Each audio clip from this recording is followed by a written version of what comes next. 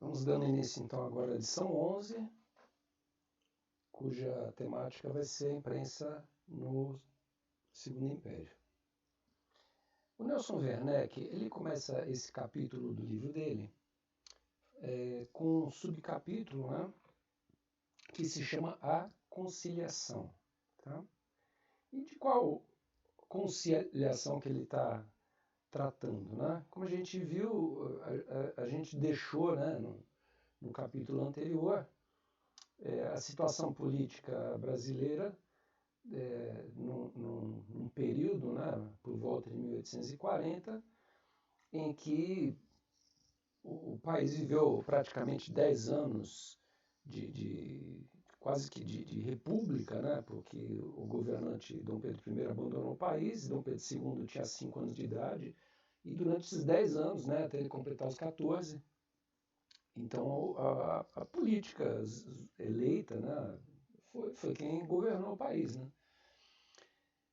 E justamente ao longo desses 10 anos, quer dizer, com liberdade de imprensa, com liberalismo, tendo representatividade política e tudo, começam a aflorar propostas de modernização. Né? É um período muito rico, como a gente já viu lá na aula anterior. É um período bem rico, mas que se conclui com aquilo, né, que o Nelson Werneck vai chamar do golpe da maioridade, que foi quando deram a maioridade, né, para Dom Pedro II aos 14 anos de idade, e a partir de então ele assume o poder e há uma verdadeira reviravolta, né, no sentido de que o conservadorismo se aliou aos liberais também de direita.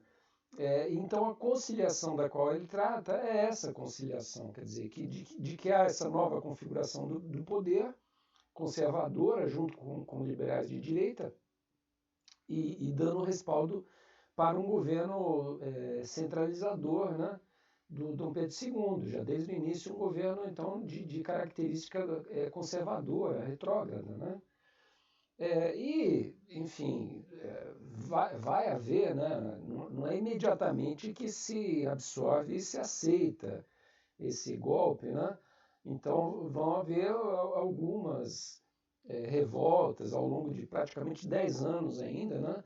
Até que termina a Revolução Praeira, que foi uma das mais relevantes do período.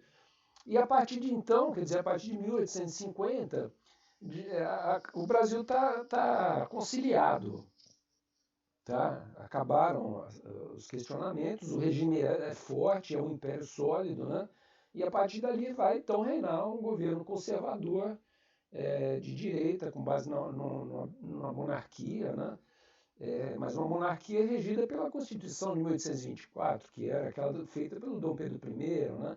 Prevendo, por exemplo, a existência de um poder moderador, que era do imperador, que no fundo era um poder de vetar tudo, de modificar tudo. Né? Então, um poder muito centralizado na figura do imperador, que vai caracterizar então o Segundo Império. Tá? A corte, então, ela vai se consolidar ao longo desse período, né? Às vezes por meio de uma conciliação mais de aceitação da situação, e outras vezes também por intermédio da violência. Então é um período onde vai ter muita violência contra as pessoas que não aceitam a nova situação.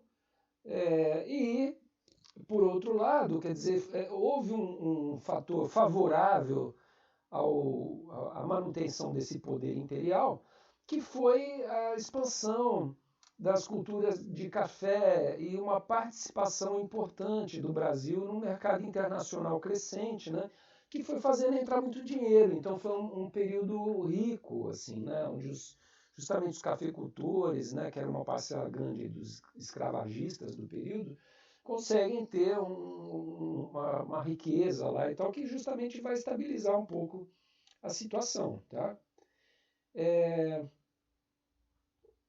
E aí, né, como um elemento para referendar um pouquinho, para dar um exemplo a respeito desse quadro no país, justamente o Nelson Werneck ele faz uma referência a esse mapinha aqui que eu queria mostrar para vocês, que é justamente, aqui se fala de queda no tráfico de escravos para o Brasil, né? Mas o que interessa para a gente agora, no período que a gente está vivendo, é justamente isso aqui, é o crescimento violento, né, que depois vai ser sucedido por uma queda em 1851. Mas até 1850, 1849, foi o período que mais entrou escravo no Brasil, na ordem de 50 mil por ano. 56 mil, 60 mil, 54 mil, e aí em 50 efetivamente vai haver uma revirada nessa situação, tá? Mas, inicialmente, quer dizer, vai ser o período então que mais vai entrar escravos no país.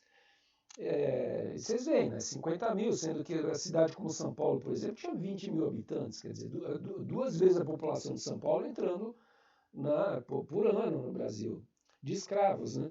Então é um momento em que o latifúndio explorador do café, principalmente, ele se consolida de uma maneira muito clara, né? Exerce um domínio no cenário político que vai ser muito claro, né? Então essas pessoas que estão dando suporte para o Dom Pedro I, do Dom Pedro II, desculpa.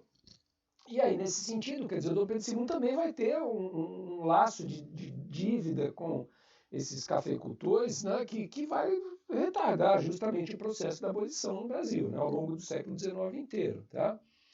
E aí a imprensa, nesse momento aí que a gente está falando, desse Segundo Império, é uma imprensa, então, que, segundo a perspectiva desses conservadores, né, latifundiários que estão no poder, deve ser uma imprensa a serviço deles, ou pelo menos uma imprensa que esteja nas mãos deles, que deve servir, então, ao poder, deve fazer um papel de contribuição para essa conciliação, para a contribuição da estabilidade desse novo regime.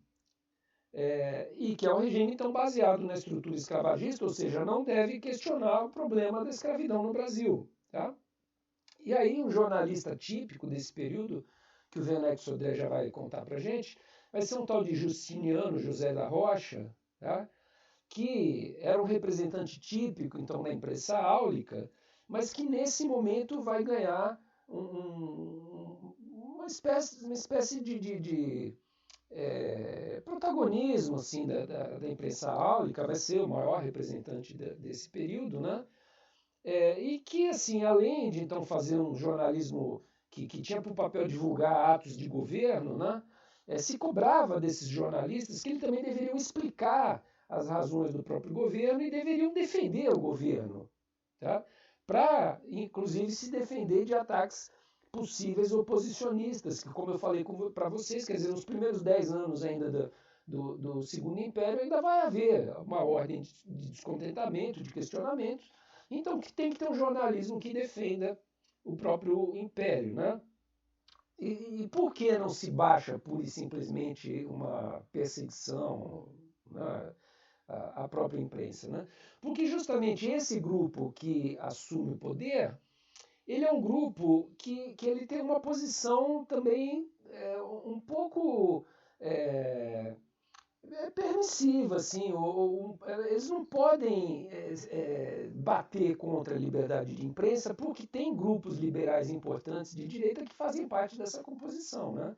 Então eles ficam numa situação de não poder proibir, digamos assim, a circulação da imprensa, mas por outro lado eles vão, quando necessário, usar a violência para acabar com outro jornalista mais ousado, e por outro lado vão financiar, então, uma imprensa que é do lado deles para defender as medidas, né, para trazer o ponto de vista deles, né, justamente porque não seria do perfil desses novos governantes tomar uma iniciativa radical contra a liberdade de imprensa. Quer dizer, fica então uma situação um pouco indefinida, né, do ponto de vista de uma ação incisiva de proibir, mas que uma vez ou outra, né, manda perseguir jornalistas e tal, mas não oficialmente, né, manda capangas lá e tal, bater em jornalista, matar jornalista. E, por outro lado, cria uma imprensa sólida, áulica, que vai dar sustentação para o regime. O Justiniano, aí o Nelson Werneck faz um estudo mais detalhado sobre ele, ele é um típico representante desse momento e existe uma carta dele, que o Nelson Werneck analisa, na qual ele cobra dos ministros do Dom Pedro II, ele cobra uma espécie de reconhecimento, tá? Ele tem uma posição de subserviência em relação ao ministério, né?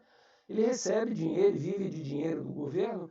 Agora ele também, digamos assim, ele quer garantir um certo status, né? Apesar do papel servil que ele se submete, né, frente àqueles senhores latifundiários, que acham que ele é mais um servidor ali, que nem inúmeros servidores, né, e escravos que esses caras têm, né?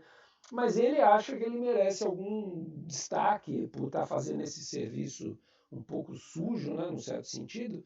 E aí ele reclama então que ele quer servir pessoas do ministério, mas não quer, e aí abre aspas aqui, porque o tema é interessante, né? Não quer servir de laranja, de quem se aproveita o caldo e depois joga-se fora a casca, né?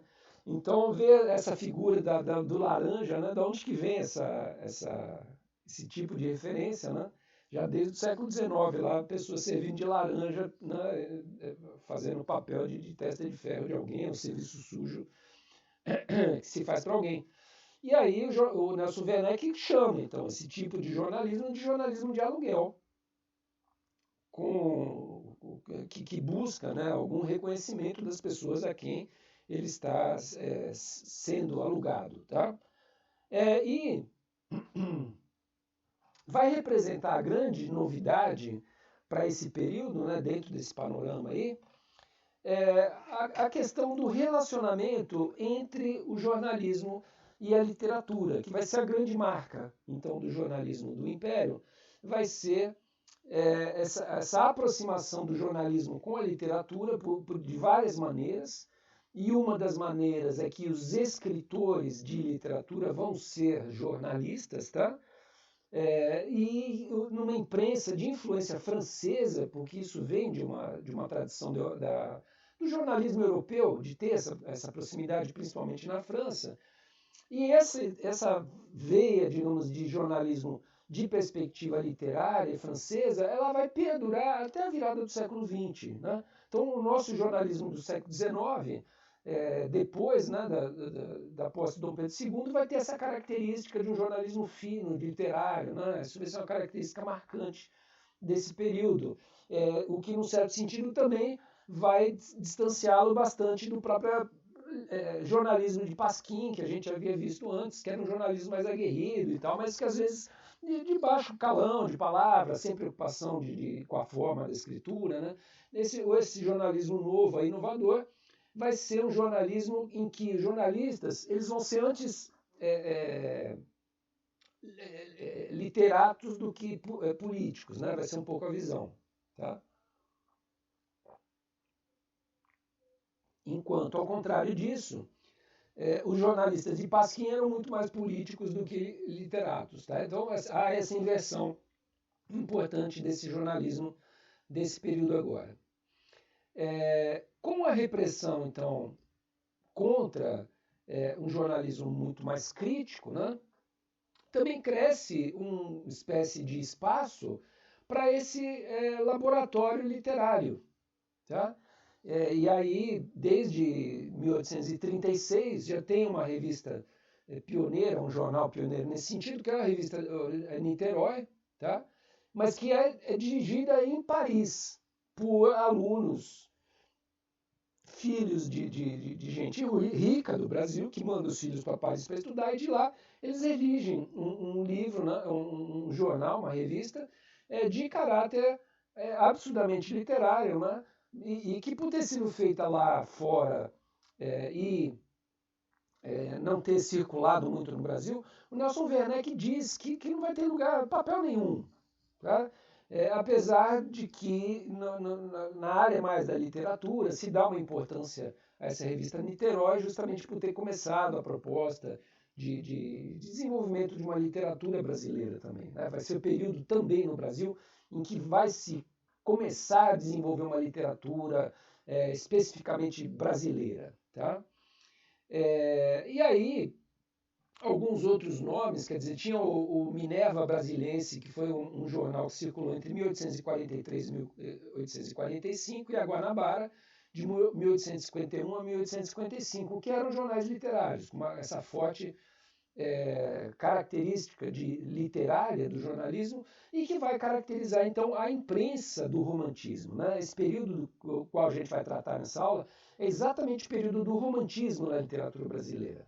E daqui a pouco vocês vão entender melhor a importância disso. Tá? Mas falar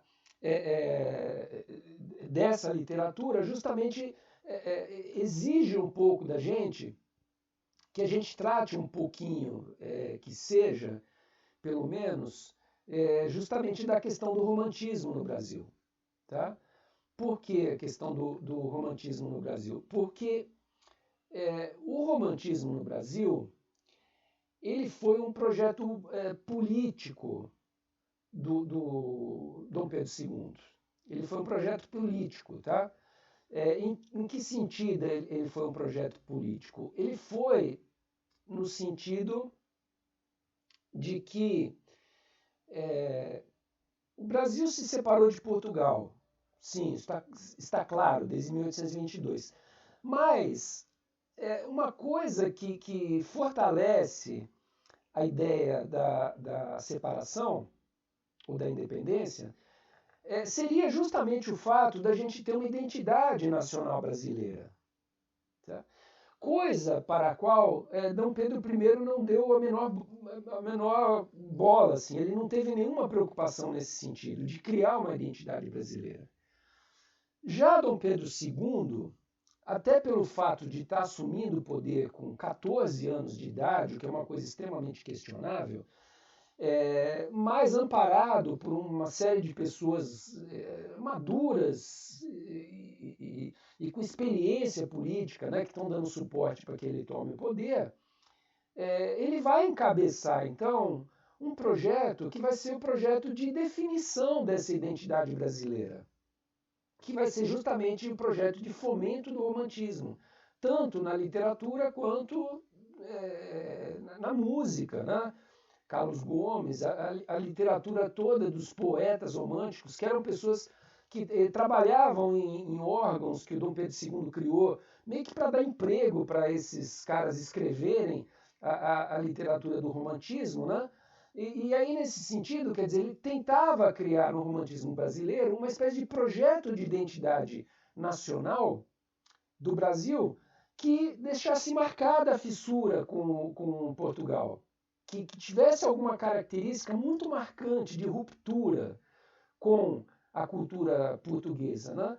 E a melhor coisa que tinha para ser oferecida dentro desse contexto do romantismo para o romantismo brasileiro era a ideia de trabalhar o ideal do bom selvagem, que é uma coisa que já estava, de certa forma, problematizada no iluminismo francês, tá? Onde existem duas cartas do Rousseau, onde ele estabelece um pouco essa prerrogativa de que o selvagem é um cara mais puro do que o homem em sociedade, de que ele é mais forte, de que ele tem uma série de qualidades que, pelo fato de ser um sujeito ainda natural, não corrompido pela sociedade, né? Então ele não tem doenças, ele não tem uma série de problemas que o homem de sociedade tem, né? Cria-se essa ideia do bom selvagem, de uma espécie de super-herói selvagem, e isso cai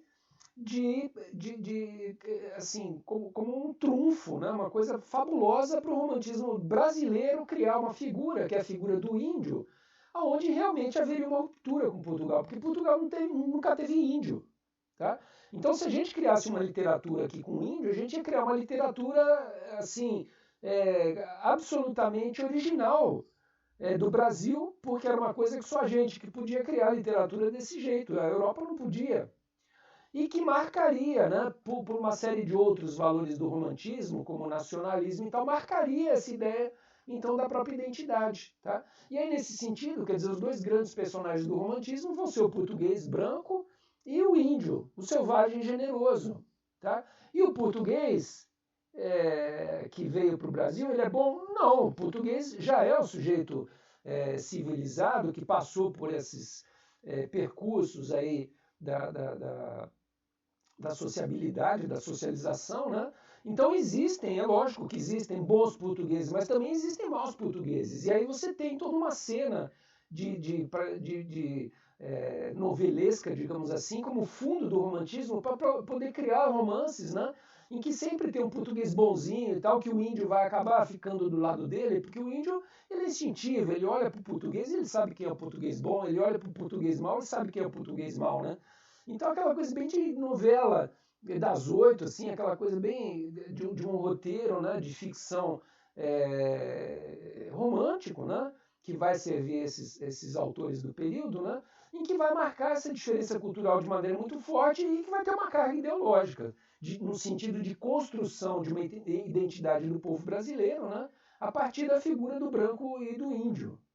Tá? E justamente, né, não falando em momento nenhum daquilo que seria problemático para o governo de Dom Pedro II mexer, que era justamente a questão da escravidão. Então não precisava passar por esse tema, porque eram romances que falavam ainda de um Brasil lá do século XVII, um Brasil, né, mais antigo e tal, onde a figura do índio estava muito mais presente na constituição da colonização, da chegada do português, do que a própria escravidão e da exploração cafeeira. Né? Quer dizer, eram romances que apontavam para o passado nosso mítico, idealizado, onde o índio era uma pessoa que percebia a bondade do português e, quando os conflitos levavam a embates mesmo, né, ele defendia o bom português, né, e se sacrificava, morria, se fosse necessário, né, numa atitude romântica, bem clara do romantismo, esse sacrifício da vida,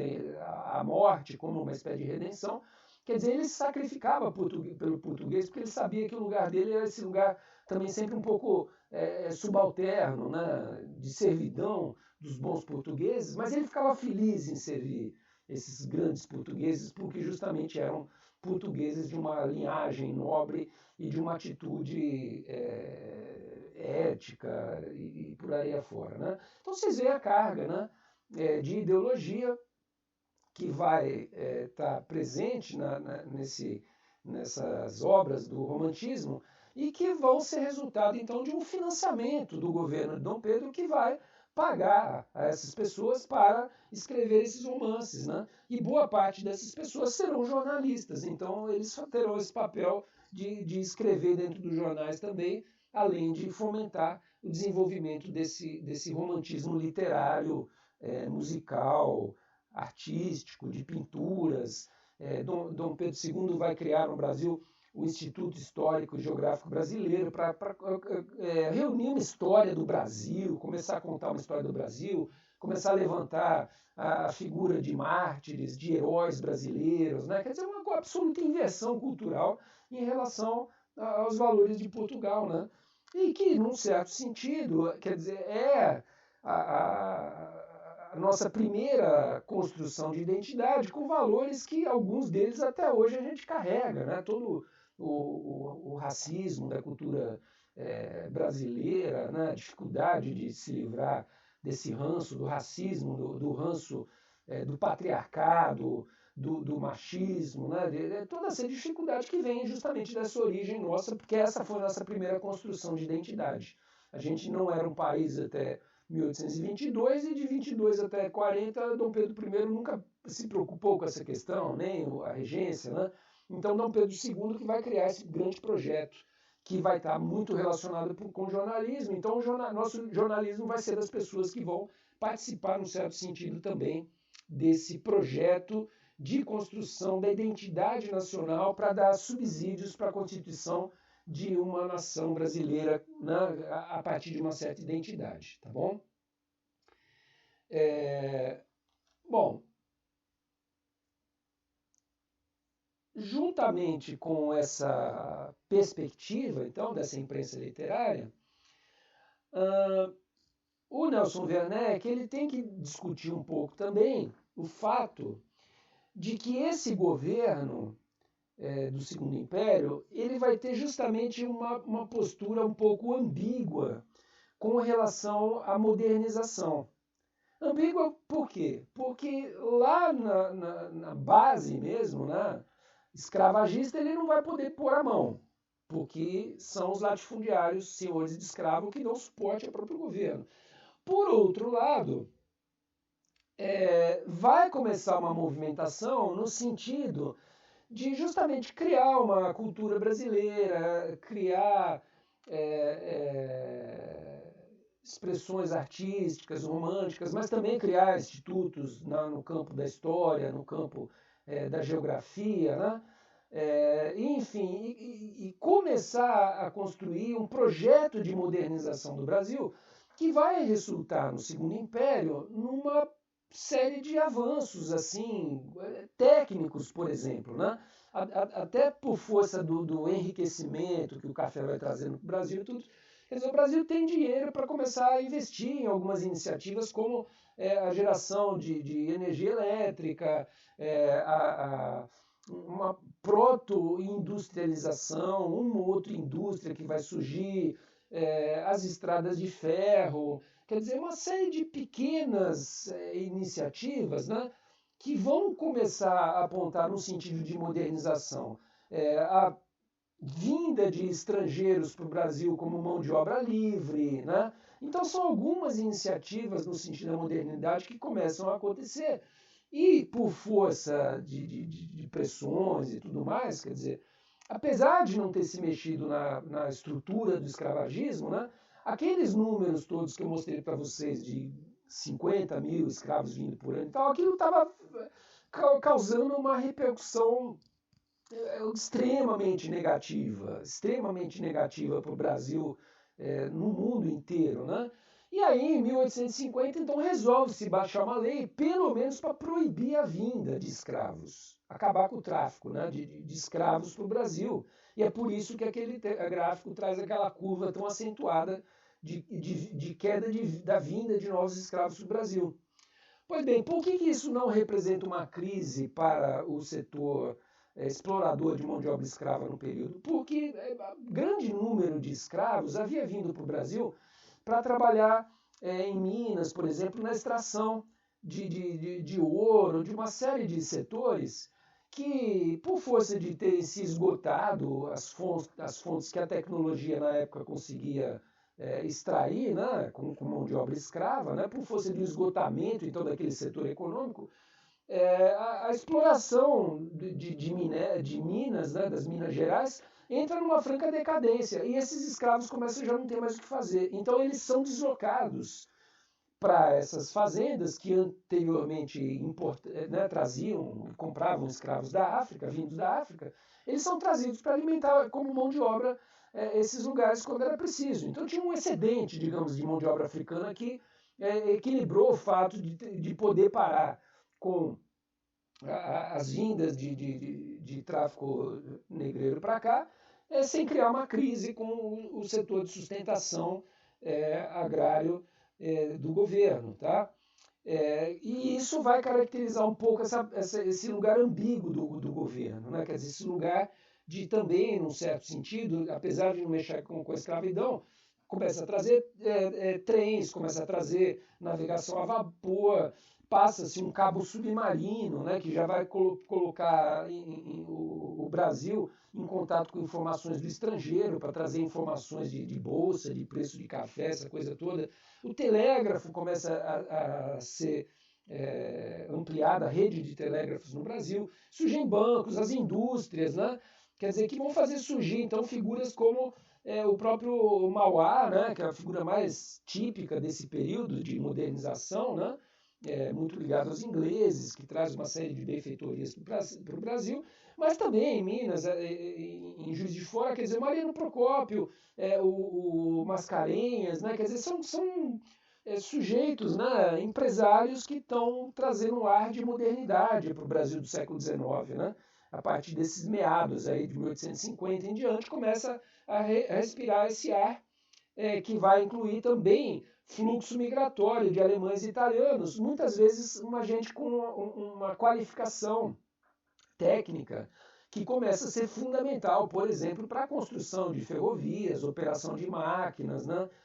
Mas mesmo construções mais sofisticadas, as próprias estações férreas, né? Tem umas estações férreas no Brasil que são maravilhosas, em São Paulo, lá, a Estação da Luz, ela é toda de metal, vinda de Londres, tal. Enfim, essa movimentação de modernidade, fluxo de dinheiro, que começa a acontecer aqui no Brasil e que, enfim, vai trazer modernidade, né? Eu tenho um dado aqui só para contextualizar um pouco.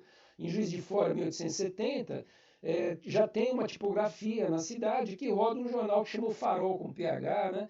E, enfim, é um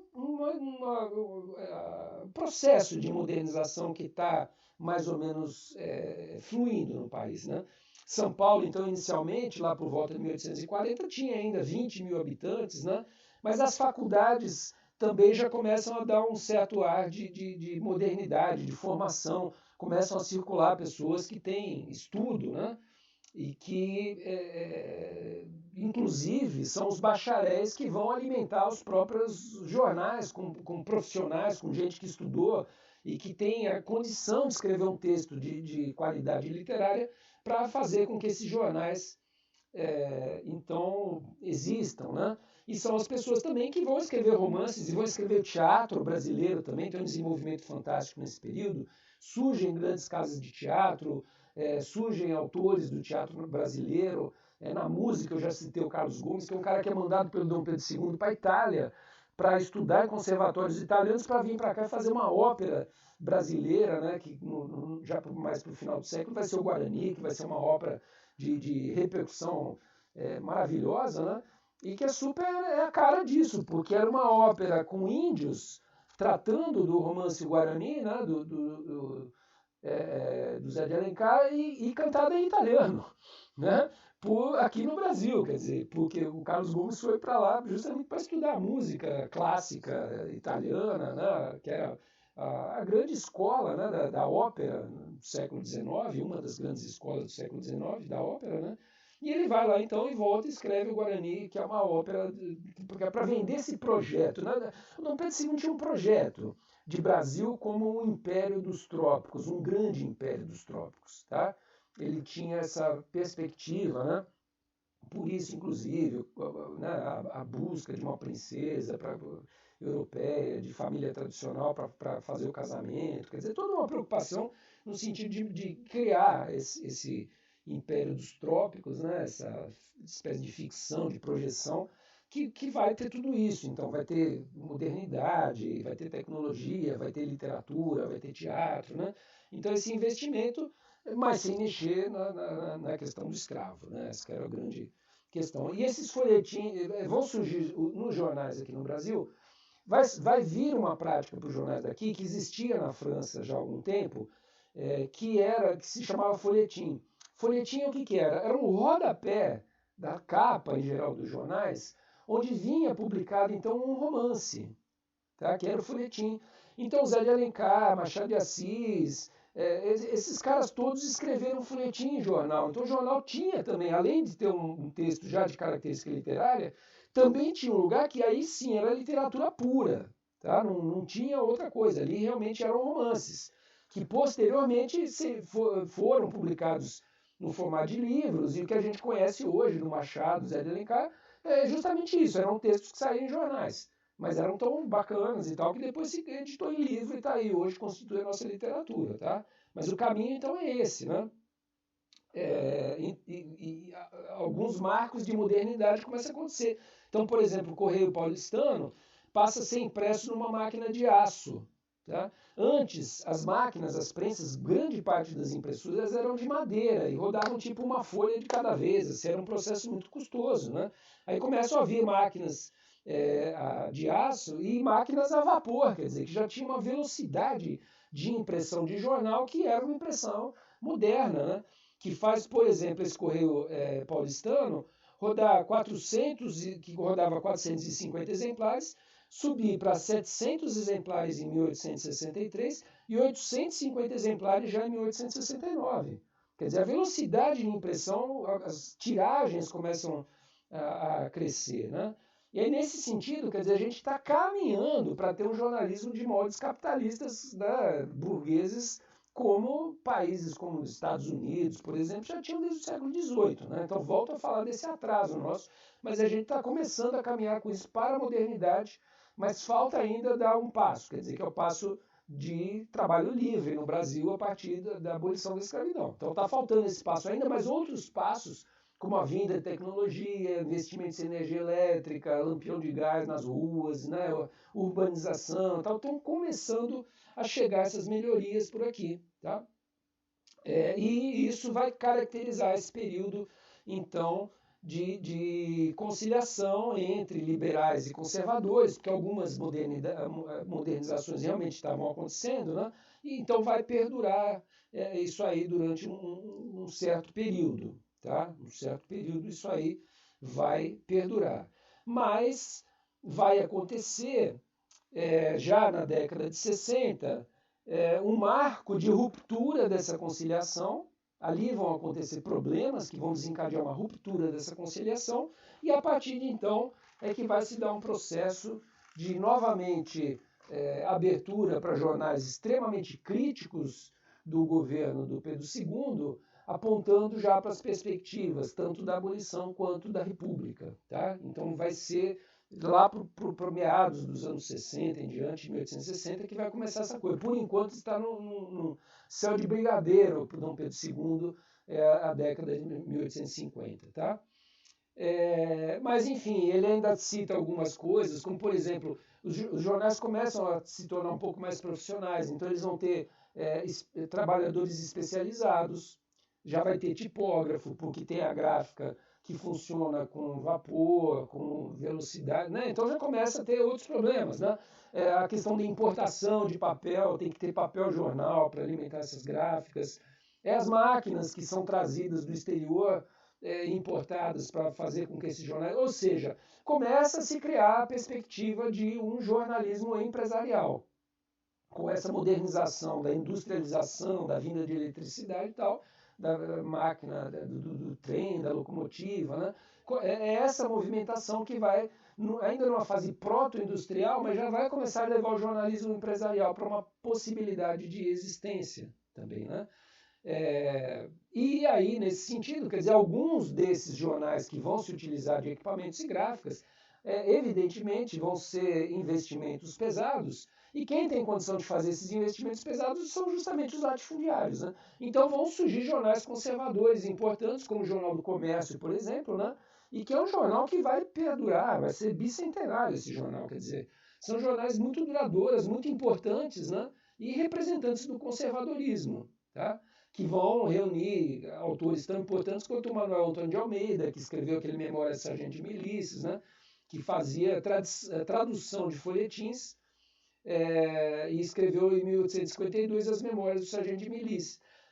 Uma prática muito comum também era essa, das traduções. Então, por exemplo, havia autores no período, como o Alexandre Dumas, francês, que escreveu Os Três Mosqueteiros, entre outros romances de muito sucesso, e esses romances eram trazidos para o Brasil e eram traduzidos para o português e era publicado como folhetim, né? Então os jornais começam a alimentar esse tipo de relacionamento com literatura e com o próprio com o próprio romantismo oficial também, que começa a divulgar esses valores dessa identidade brasileira também, tá? Que a cultura romântica está criando, né? Zé de Alencar vai ser um personagem importante desse período. Ele trabalhou no Correio Mercantil em 1854, justamente depois de estudar direito. Ele era um acadêmico, um cara que teve chance de estudar, foi estudar e virou jornalista, né? E escrevia folhetim aos domingos naquele jornal. As capitais, então, elas buscavam novas atividades econômicas para ocupar aquele capital que até então estava meio que empatado, né? Nessas transações de tráfico de escravos, né? De vinda de escravos para o Brasil. E aí esse capital se libera desse papel e tem que ir para outros lugares. Então começa-se a fazer investimentos justamente em pequenas empresas, pequenos negócios que vão começar a partir de aí surgir. Tá? As crônicas do Zé de Alencar, elas retratavam muito bem qual era esse ambiente de modernidade, o que estava acontecendo, né? Mas aí o Zé de Alencar sai desse jornal então e vai para um outro, que é o Diário do Rio de Janeiro, que era um exemplo de conjugação justamente entre jornal e literatura. Tá? E ali ele vai escrever, por exemplo, 5 Minutos, que depois vai ser publicado em forma de livro, e vai ter o sucesso violento com a publicação do Guarani, que é de 1857 e 58, saiu em 2 anos, né? Durou 2 anos a publicação do Guarani em jornais. Tá? Mas para vocês entenderem, então, quando a gente olha para a literatura hoje, aquilo lá eram jornalistas que estavam fazendo aquilo nas páginas de jornais, e isso é uma coisa importante do período. E além de fazer jornais, quer dizer, esses caras também faziam teatro, né? Eles tinham uma atividade artística importante, e as artes passam a ser também uma atividade econômica importante do período. O Diário do Rio de Janeiro, que a gente falou agora há pouco, ele era dirigido pelo Saldanha Marinho e pelo Quintino Bocaiúva, que daqui a pouco eu vou falar um pouquinho mais, principalmente do Quintino Bocaiúva, porque ele tem um papel importante aí nos desdobramentos futuros. Aí. Existia a censura, inclusive a censura ao teatro, que é um pouco sobre o que ele vai falar agora. Quer dizer, você submetia as peças de teatro a um censor da polícia, ele liberava. Então liberaram uma peça do Zé de Alencar, que chamava Asas de um Anjo, que foi autorizada pela polícia, e depois do 3º dia que foi exibida, mandaram fechar também. Também não tinha esse rigor de que já que foi liberada, aí agora não dá para voltar atrás, né? Se por um acaso algum ministro, Dom Pedro, não fosse com a cara do assunto lá da peça, mandava fechar e tudo ficava por ali, tá? Então vocês percebem que não tinha aquele barulho, digamos assim, da década lá de 1830, né? Os jornais estavam brigando, xingando, fazendo aquela confusão, tudo, mas quando precisava tinha repressão, ia lá e matava, né, um ou outro foco ali que se considerava estar causando problema.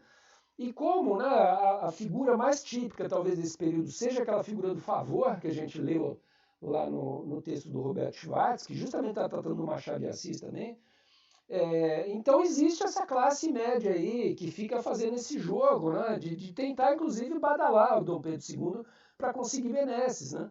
Então é clássica a história de que o José de Alencar queria ser senador, e só que essa vaga que ele estava concorrendo, eu não sei o detalhe, assim, mas dependia de um aval de Dom Pedro II. Né? E Dom Pedro II não dá esse aval porque acha que o José de Alencar ainda está sendo muito crítico em relação a isso. Quer dizer, ele tinha um poder muito grande. Distribuição de títulos de nobreza, né? Quer dizer, tudo isso faz parte desse cenário aí de século XIX, agrário, escravagista, que é a pintura que a gente está tentando fazer por aqui, tá bom? Já o Quintino Bocaiúva, quer dizer, ele defendeu a liberdade, né, ampla e restrita como se fosse uma espécie de divisa do século, né, ele usa esse termo. É como se fosse a grande tarefa do século XIX e fosse propagar a liberdade. Em 1855, estreava num jornal que chamava A Marmota, do Paula Brito, que eu vou falar um pouquinho dele daqui a pouco, mas estreava o Machado de Assis, com 16 anos de idade. Ele tinha ficado órfão aos 8, né? Ele era de origem negra, né? E era pardo e consegue, né? Por meio desse emprego, atingir um lugar que vai lhe dar realce, destaque, né? A ponto dele ser o maior, né, escritor da nossa literatura. Esse jornal pertencia então ao Paula Brito, que era um senhor negro também. Então havia muitos negros que foram para o jornalismo, para fazer jornalismo, né, que quando houvesse a possibilidade, evidentemente seria radicalmente abolicionista, né?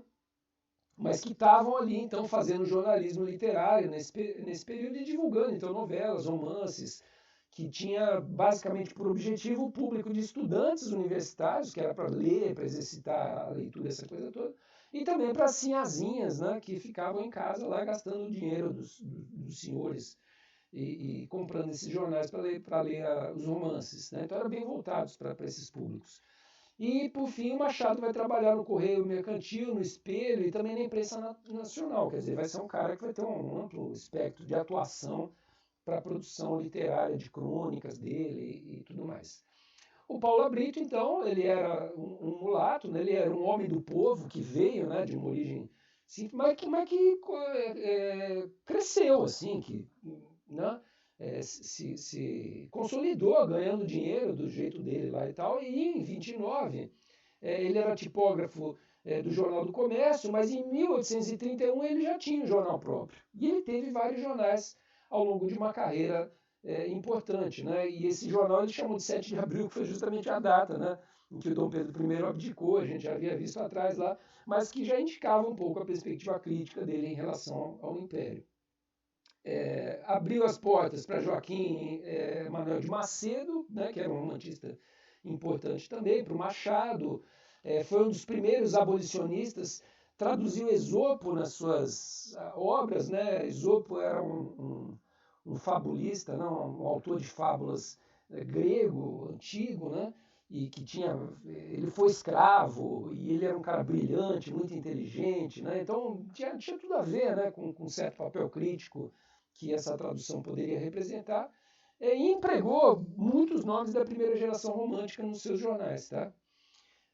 Os periódicos literários, por outro lado, proliferavam muito nas academias de direito. Eram várias academias de grupos de estudantes que escreviam poesia. A gente está falando do romantismo, né? Então esse movimento universitário romântico, né, de escrever suas poesias e publicar aquelas coisas e tal, que vai ser característico do período, mas havia também um romantismo mais politizado, engajado, que a gente vai ver o desdobramento disso daqui a pouco.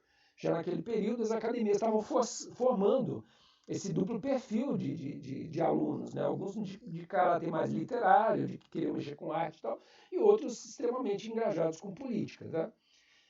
E aí começam a surgir, justamente nas academias, uma série de jornais liberais e abolicionistas que, pelo fato de circularem ali, boca pequena, ali, poucos exemplares e tal, acabaram nem chamando tanto atenção. Tá? Porque os grandes jornais eram jornais de gente que era escravagista, que tinha dinheiro, poderoso, né?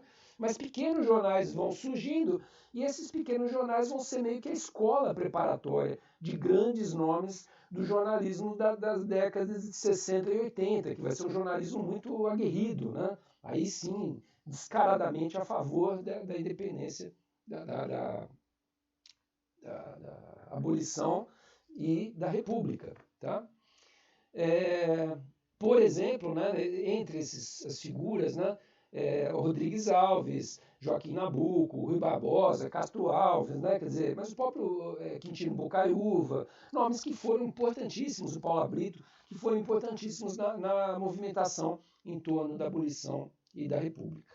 Então a imprensa em geral também se amplia para o interior, onde havia um pouco também de dificuldade de chegar a jornais da capital, os transportes ainda não eram uma coisa muito fácil, os correios tinham que ser guiados por soldado, porque eram roubadas as malas do correio e valores que porventura tivesse ali dentro, né? E aí então a gente fecha, digamos assim, esse primeiro momento da exposição, que é esse momento da conciliação com esses pequenos contrastes aí que a gente tentou nuançar para vocês, tá? Criar nuances mostrando que tinha pés de modernidade, mas tinha o problema da escravidão, etc., que não conseguiam fazer avançar. Pois bem, o próximo período agora com que o Werneck vai fechar o capítulo do Segundo Império vai ser um que ele vai chamar de agitação. Então vocês já estão imaginando o que vai acontecer aí, né? Pois bem, qual que foi a grande pedra no sapato do Dom Pedro II? Né? A grande pedra no sapato dele foi a Guerra do Paraguai, que foi uma guerra que envolvia uma série de interesses geopolíticos da Inglaterra. Né? O Paraguai, para vocês terem uma ideia, era um país que no século XIX tinha assim 1% de analfabetismo. Né? Era uma população, enfim, que estava se desenvolvendo no sentido de uma civilização importante da América do Sul. Isso contrariava, em algum sentido, interesses, né, principalmente interesses ingleses. Então se fala na historiografia contemporânea de que foi a Inglaterra que pôs lenha na fogueira do Brasil para entrar nessa cumbuca. Né? E aí o que acontece? Por volta de 1864 começa essa guerra. E o problema da guerra básico vai ser o seguinte, vai ser que o Brasil precisa de soldados.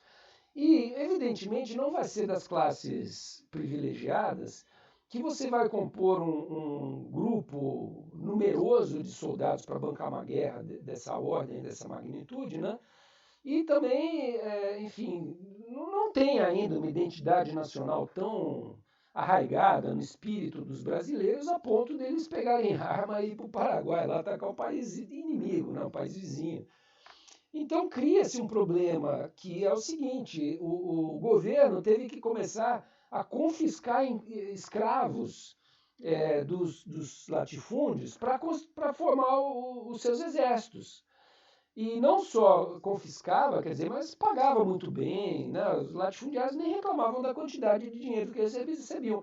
Mas, por outro lado, quer dizer, aquelas reservas de escravos que já estavam sem utilidade lá em Minas e tal, começam a vir para a região cafeeira, ali São Paulo, Rio de Janeiro, principalmente, né? O Sul, algumas regiões, e começa a vir para essas regiões e começa a faltar escravo. Então, o escravo começa a ficar caro e começa a ser um problema para esses senhores que justamente eram a base de apoio do Dom Pedro. E eles começam a ficar irritados com essa história, porque os conservadores, então, não queriam que acontecesse isso, né?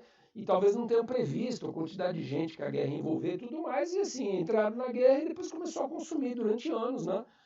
Pessoas que começaram a alimentar essa guerra e começaram, então, a desestabilizar a base de apoio do Dom Pedro I. Tá? Então, o começo da fragilidade dele, né? Que vai ficar muito grande, vai ser justamente essa ruptura com as classes latifundiárias, pelo fato de ter que confiscar esses escravos para mandá-los à guerra. Por outro lado, quer dizer, também para que o soldado fosse para a guerra e lutasse pelo Brasil, inclusive, ele oferecia a esses escravos a liberdade depois que a guerra terminasse, né?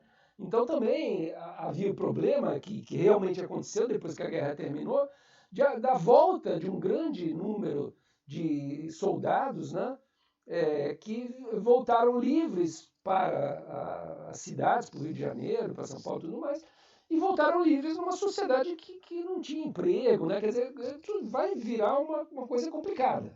Vai virar uma coisa complicada que justamente vai fragilizar o governo do Dom Pedro II.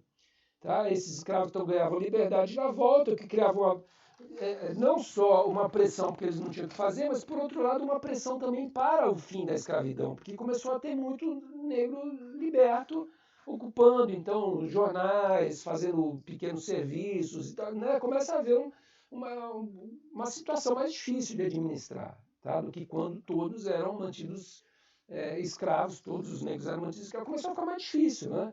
Quer dizer, você já não sabia se um rapaz estava andando na rua, se aquele cara era liberto, se não era. Começa a ter uma série de problemas aí. E, por outro lado, até por causa disso também, quer dizer, a cobertura jornalística que se fez da Guerra do Paraguai foi toda ela contrária à própria guerra. Tá? Então começa a haver uma espécie de mina de água aí que começa a corroer a estrutura de sustentação do Dom Pedro II, né? E aí, só como detalhe, assim, como picardia, quer dizer, ele diz, né, o Nelson Werneck, que é justamente nesse momento que vão surgir também um pouquinho, uma presença um pouco maior de caricaturas e de desenhos nos jornais, né, coisa que tecnicamente até então era muito difícil, né, mas que a tecnologia, justamente melhorando, começou a oferecer esse tipo de recurso. E aí surge um italiano que veio para o Brasil e criou alguns jornais humorísticos, assim, de caricatura, que se chamava Angelo Agostini, que é tido como, enfim, se não o pioneiro, o mais importante caricaturista do período, e que tinha uma ferocidade, assim, na criatividade, né, de fazer os desenhos, as charges, que era um negócio impressionante, né? E também era uma época, quer dizer, que as pessoas tinham que lidar com essa crítica da caricatura, porque a caricatura não era uma acusação incriminadora, digamos assim, mas por meio de traços, né, exagerados, digamos assim, da caricatura, você conseguia ridicularizar, né, os ministros, o próprio Dom Pedro, por meio de uma feroz crítica, né, que faria referência a coisas. E ele também tinha texto junto com essas caricaturas, né, e fazia esse tipo de piada, quer dizer, ele dizia que o jornal dele oferecia um par de olhos para quem enxergasse um patriota animado com a Guerra do Paraguai. Né? Então, essa sacanagem, essa crítica violenta que começa a ser exercida já numa abertura aí de desgaste do Dom Pedro II, né? Mas que a caricatura então vai ser uma marca muito exemplar do exercício dessa crítica nesse período. E por outro lado, recém-libertos então trabalham em jornais como João Lima Barreto, que é o pai do escritor Lima Barreto, que vai ser importante depois no simbolismo brasileiro, né? E aí ele faz uma breve apanhado aqui da história dessa coisa da imagem, porque em 1844, quer dizer, bem antes, né, já tinha um jornal que chamava Lanterna Mágica, que tinha uma outra caricatura.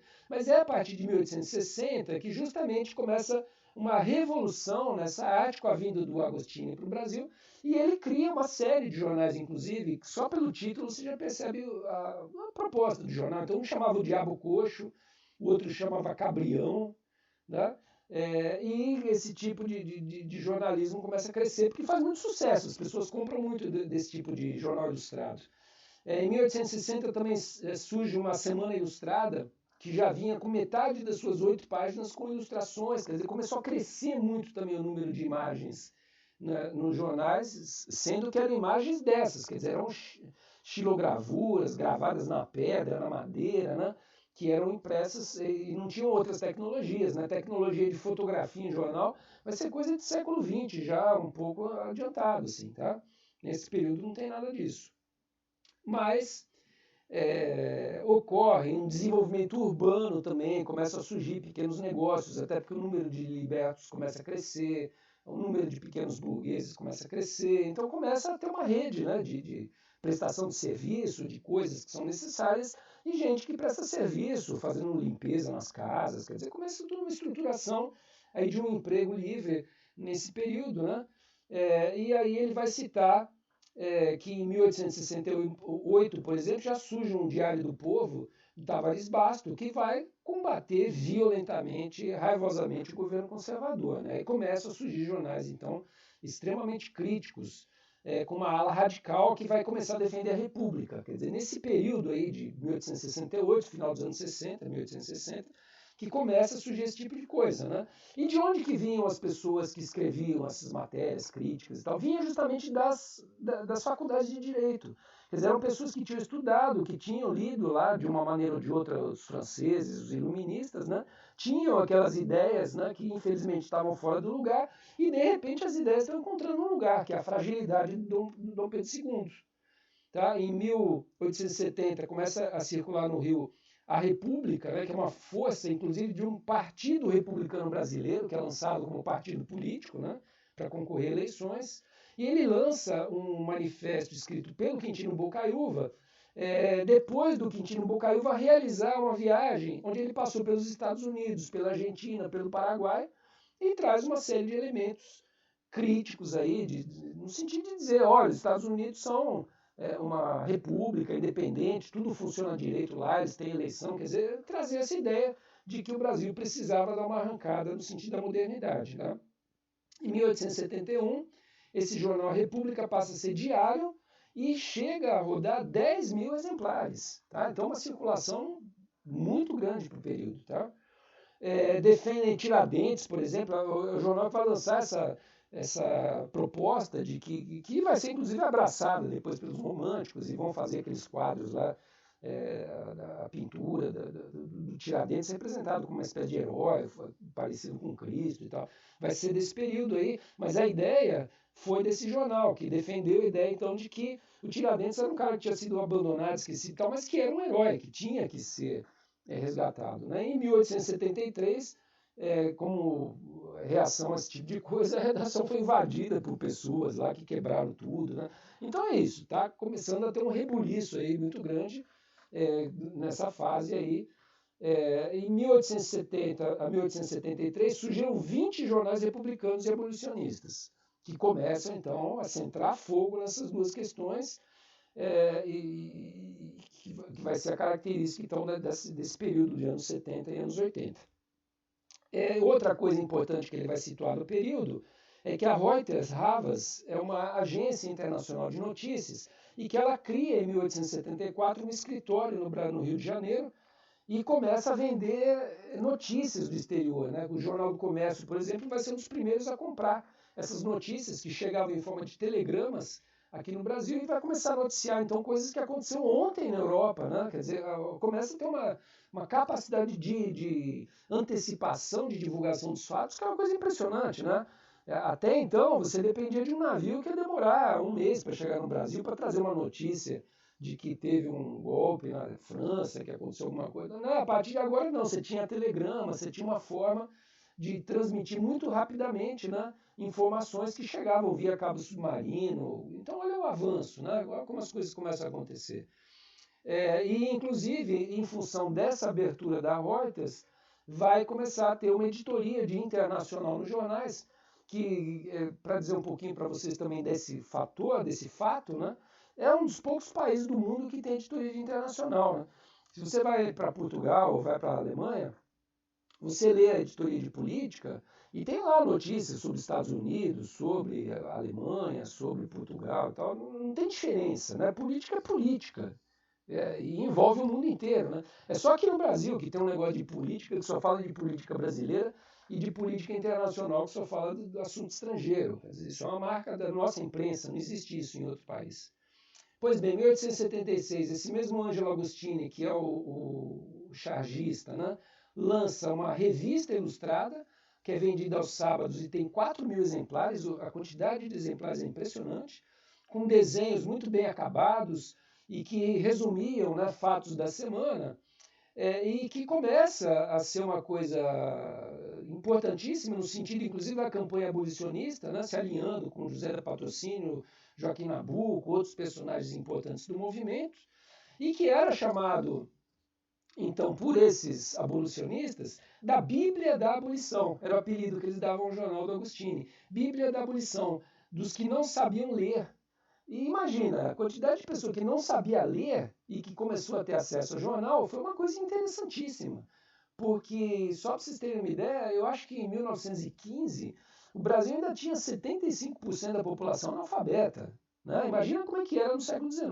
Né? Quer dizer, a quantidade de gente que sabia ler era muito pequena. Tirando quem tinha formação religiosa, as pessoas que frequentaram essas faculdades aí. Né? Não tinha ensino universal. As pessoas não entravam no colégio. Né? Quer dizer, tudo isso são novidades, coisas que ainda vão acontecer. E que, por enquanto, então, você fazer um jornal ilustrado, trazendo um resumo dos assuntos políticos da semana e fazendo uma crítica à abolição, era uma coisa impressionante, o poder de fogo que tinha um jornal desse tipo, né? E que hoje é reconhecidamente, né, o maior documento ilustrado da nossa história de todos os períodos. Esse trabalho da Agostini é uma coisa impressionante, assim, é maravilhoso. Vira e mexe tem exposições com réplicas, né, das gravuras dele. É uma coisa muito interessante. Tá? E aí, o que acontece? Né? A última parte aí do capítulo vai se chamar justamente as reformas. Quer dizer, aí não dá para segurar a onda, quer dizer, os problemas se agravam e ganham uma dimensão que não vai dar mais para contornar, né? E aí o governo vai ser obrigado a fazer concessões, né? Vai começar a ter que fazer concessões, porque a Guerra do Paraguai tinha acabado em 1870, tá? Foi de 64 a 70, e o desgaste não teve como voltar atrás, tá? Então Dom Pedro II começou a trupicar, e o governo dele começou a cair, e essas agitações foram ganhando cada vez mais força, porque ele não tinha nem força mais também para combater os jornais que começam a propagar as causas republicanas e abolicionistas. Tá? Então, essa agitação começa a dar espaço para propostas de reformas e vão ter que ser tomadas medidas reformistas para o governo não cair antes. Né? Então, ele vai tentar ainda se segurar. Como? Né? Por meio da lei do ventre livre, né? Que vai fazer com que o filho de escravo também já não seja mais escravo. A lei dos sexagenários, quer dizer, um limite até quando a pessoa é submetida à escravidão e depois ele é tornado livre. E, por fim, causas, né, que começam a ser levantadas, como a causa da abolição, das eleições diretas, de alistamento militar, né, uma série de coisas que querem que seja revista. Né, o próprio regime do governo, né, abrindo uma fase que, segundo o dizer do Nelson Werneck Sodré, quer dizer, a partir de 1870 até 1889, para ele vai ser a grande segunda fase fecunda, rica, livre da imprensa brasileira. Tá? A primeira tinha sido aquela do período da regência, tá? E a segunda vai ser essa fase agora. Né? A primeira lá de 31 até 40, né?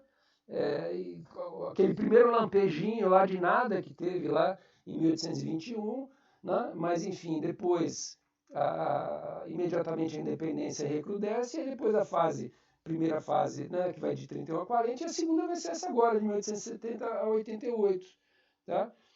Então, dentro dessa fase, vai surgir, por exemplo, a Gazeta de Notícias, em 1874, que inaugura uma coisa nova. Ele é um jornalismo literário, mas ele é mais barato, ele é mais popular, ele é com uma escritura mais simples, e ele é liberal. Né? Então, começa a surgir novos nichos de jornalismo para pluralizar a riqueza já presente, né? de ter jornalismo conservador, de ter jornalismos republicanos, abolicionistas, e também esse tipo de jornalismo que visa aí realmente vender, né? A Gazeta de Notícias, ela já era escrita por jornalistas e não mais também por homens de letras. Começa a ter um começo de noticiário também aí, começam a surgir notícias. Tá?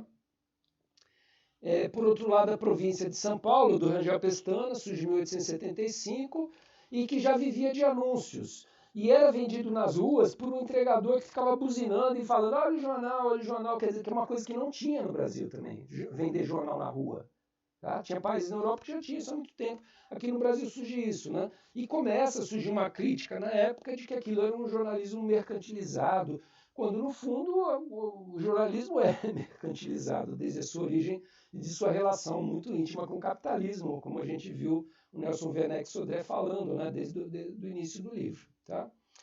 Surgem então jornaleiros, disputa por lugares de venda, né? E o que mais se fazia nessa época, quer dizer, era justamente colocar em dúvida as instituições, né? Como a escravidão, a monarquia, o latifúndio, quer dizer, essas coisas todas começam a ser problematizadas e os jornais passam a ser feitos por grandes combatentes. Quer dizer, aí sim entra em franca decadência o jornalismo literário, aquela coisa de escrever romance para sinhazinha e tal, e aí entra realmente o jornalismo combativo que vai ser feito por esses caras que se formaram bacharéis. Tá? Então, por exemplo, um Joaquim Serra é um cara que redigia um jornal que chamava O Abolicionista, em 1880, onde diz que, abre aspas, o trabalho escravo é a causa única do atraso industrial do Brasil, fecha aspas. Né? Então começam a bater forte nessa ideia de que tem que acabar a escravidão rápido. Em 1884, o Ceará abole a escravidão e a imprensa dá uma ampla repercussão por uma medida que foi tomada por uma província, isoladamente. Né? E começa a vir uma pressão violenta em cima de Dom Pedro II para que a mesma coisa aconteça no país inteiro. Tá? Então surgem centenas de jornais republicanos e abolicionistas. Né? Ele vai citar alguns nomes aqui. Luiz Gama, que é um jornalista negro também, de São Paulo. José Patrocínio, que também é um jornalista negro do Rio de Janeiro. E esses jornalistas negros começam a fazer jornais abolicionistas rasgados, assim, né? Violentos contra a preservação da escravidão.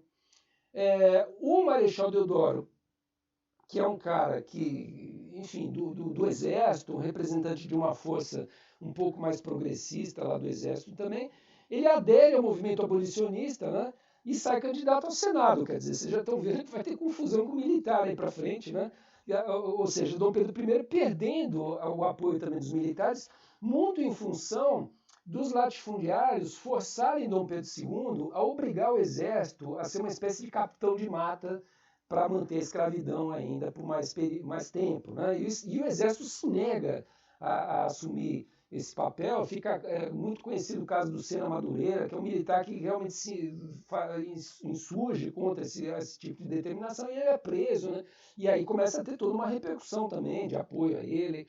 Então os jornais apoiam Deodoro. Né? Em 87 ele agradece o apoio, enfim, uma série de coisas começa a acontecer. Em janeiro de 88, a Câmara de São Borja, no Rio Grande do Sul, manda consultar sobre a sucessão de Dom Pedro II.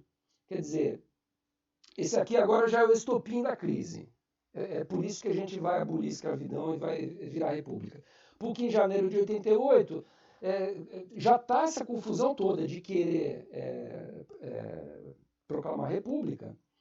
E aí vem esse jornal de São Borja e questiona quem que ia virar rei, quem que ia virar o imperador se Dom Pedro II morresse. Dom Pedro II já estava com uma certa idade. E aí começa uma confusão. Por quê? Porque a filha dele, que tinha direito ao trono, era a princesa Isabel, e ela era casada com um estrangeiro. E aí a imprensa cai de pau no que vai ser a grande crise, né?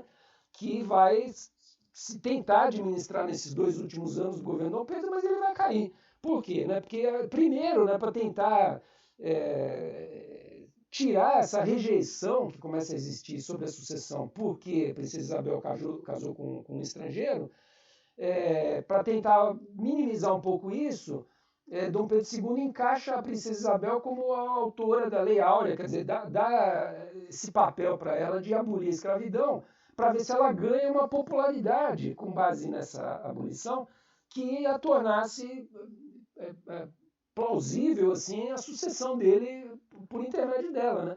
Mas imediatamente depois, quer dizer, a reação é violenta, porque não se dá muita bola para o fato da abolição, porque na prática estava tudo caindo, quer dizer, não tinha como alguém segurar a escravidão, porque estava tudo caindo. Já não tinha apoio do exército, já não tinha apoio político, já não tinha mais apoio nem dos latifundiários que começaram a perder seus escravos e tiveram que migrar para a mão de obra estrangeira, quer dizer, perdeu o apoio de todo mundo, né? Então o imperador ficou insustentável, né? E aí, por isso, ele vai ter que fugir do país em 89 e aí vai ser proclamada justamente no 15 de novembro, né, a proclamação da República, tá? Então, fechando, né, esse ciclo do jornalismo do Império, é isso que acontece.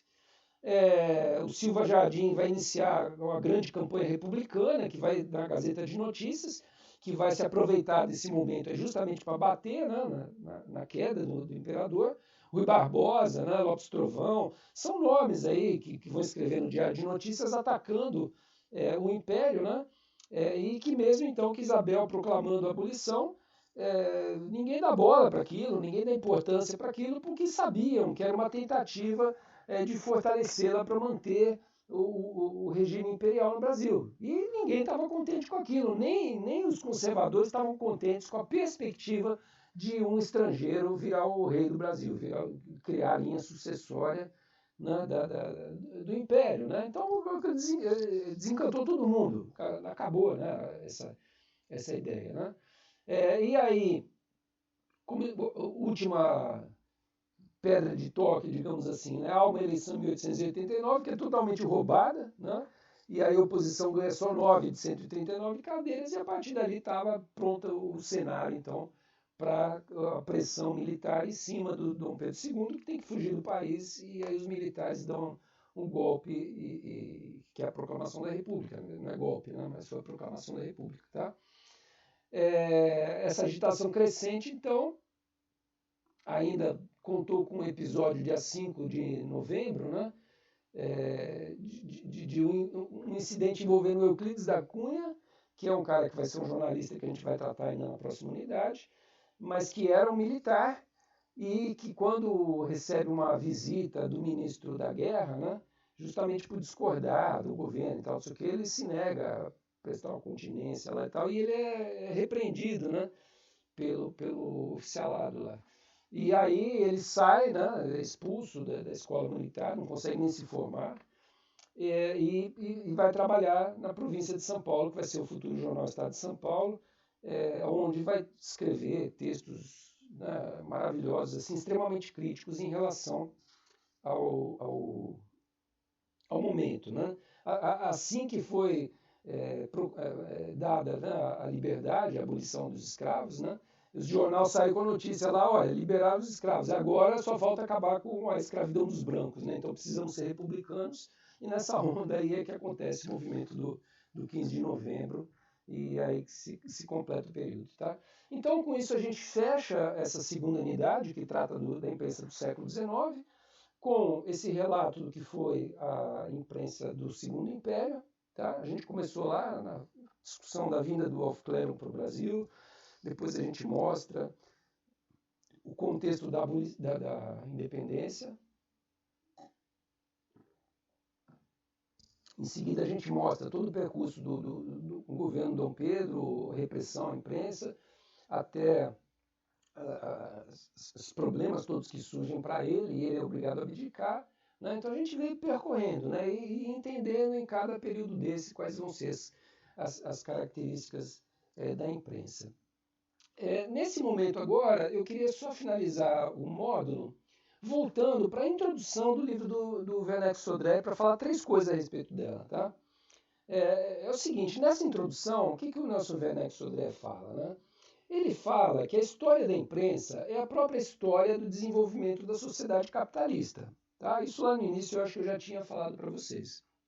Quer dizer, ela está relacionada ao problema da liberdade de informar, uma necessidade social que surge com a sociedade burguesa. Na sociedade absolutista, né, não existia essa necessidade. Na monárquica constitucional, um pouco, dependendo do grau de liberdade do país, né?